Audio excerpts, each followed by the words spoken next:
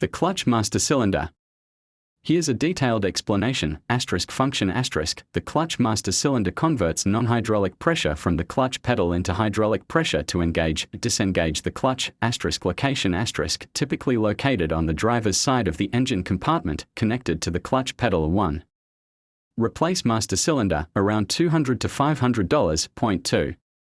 Replace slave cylinder, around $100 to $300. Point 3. Bleed clutch system to remove air. Point 4. Inspect and replace fluid lines if necessary. 1. Use correct clutch fluid type. Point 2. Bleed system carefully to avoid air entry. Point 3.